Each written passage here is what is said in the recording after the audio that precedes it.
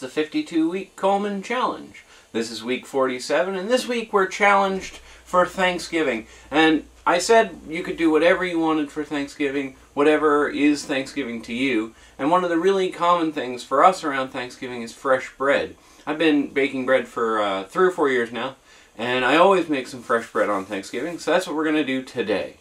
I've already got 2½ cups of white flour in my bowl. I like this Hecker's unbleached flour. It's got a lot of gluten, so it makes a very springy bread. To that, we're going to add a 1/4 cup of oats. You guys know my love of Bob's Red Mill. The oats give nice texture. 1/4 cup of those, and a 1/4 cup of the secret weapon, potato buds. The potato buds give a meatiness to the bread and sort of a smoothness that I really like. That in, go with the yeast. I'm going to use 5/8 of a teaspoon of yeast, which, if you're a bread baker, is a lot. I find I don't get the rise I want for less. And then salt. You have to have salt. If you don't put in salt, the bread just tastes like paste. But the actual amount of salt can be fairly small. So I'm going to use 1 teaspoon. And then lastly, maple syrup. About a teaspoon, you know, just a regular spoonful. The maple syrup excites the yeast. 1.5 cups of warm water. Now your water wants to be around 100 degrees Fahrenheit. Cold water will slow the yeast down. Overly hot water will kill the yeast. So a thermometer for this job is actually pretty important. Stabilized around 98. 98's a little colder than I'd like, but it's totally adequate. Around 100 degrees. Well, it looks like we're going to hit 100 exactly, so that's perfect. In the bowl. And that's really all there is to it for ingredients. So we'll give this a mix, and you just do this with your hands. And for a last step, cover with plastic wrap. Cover with plastic wrap and leave this for 12 hours. You can get away with 6, but 12 is a lot better. Meanwhile, just like a real television chef, I have one that I made earlier. So, next step, take the plastic wrap off, and then you get yourself a tea towel.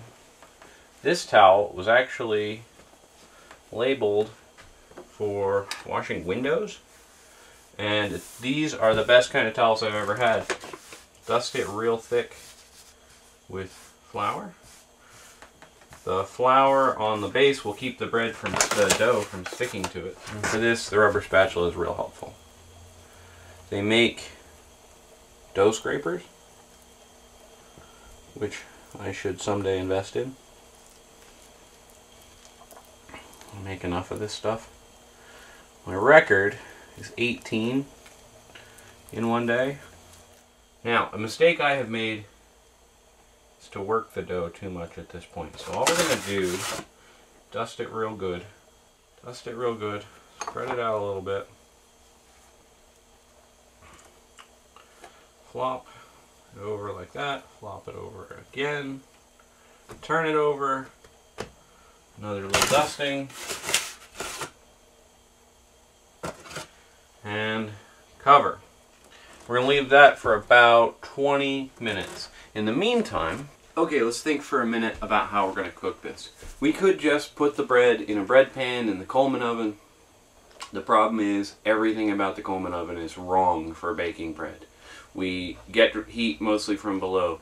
There's no insulation in the top. There's no heat holding capacity at all in the Coleman oven. So it's completely a terrible bread baking device. However, the Dutch oven has a lot to say for it for a bread baking implement. The Dutch oven is real heavy, it holds heat real well, and it has a lid. Professional bread baking equipment has steam injection, and the steam injection gives you nice, flavorful, tender bread without a tremendous crust. So what we're going to do is bake the bread right inside the oven. Most of the baking will be with the lid on, which will keep the moisture from the bread right inside, and then we'll finish with the lid off. So I'm going to start this in my Coleman oven for half an hour just to get it really, really hot. We want everything to be about 450 degrees. Okay, we got good and preheated. The next bit is a bit of a challenge in the best of times. Should be very challenging up here. I'm going to slide the oven out. Down. Close that. Lid off. You can tell I've been making bread in this pot for a while. A little cornmeal sprinkled.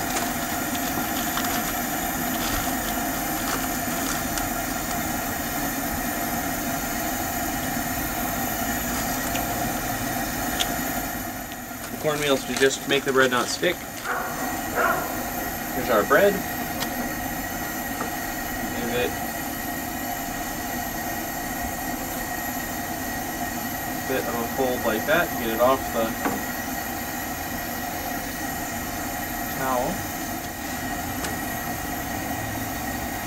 A little hot.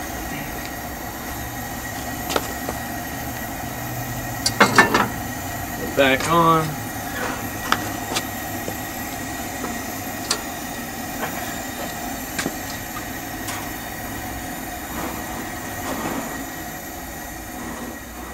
Into the oven. We'll do 45 minutes. Well, it's not the best loaf of bread I ever made, but it's not the worst either. The problem is on the bottom side. Of course, the trouble with the Coleman oven is that it heats hot on the bottom. But this isn't really the end of the world. Let's give it a slice.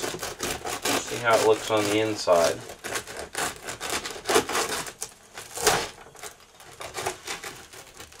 Super thick bottom crust because of that extra heat, but inside it's really not bad. That's what you would expect. It's a little doughy, but that'll clear up after it sits for a while. You really can't eat this right away. It has to set up for half an hour or more. That's pretty good looking bread. You put some butter on that and that'll be right tasty. The thing I forgot is that the Coleman oven's thermometer is in the door. It is actually considerably colder than the inside of the oven. So I probably should have set my temperature at more like 375. We probably would have prevented this disaster, minor disaster. Anyway, I have shown you that I can cook bread inside a Coleman oven, and if I can cook bread inside a Coleman oven, I can cook anything inside a Coleman oven. That's week 47 down, and we'll see you next week.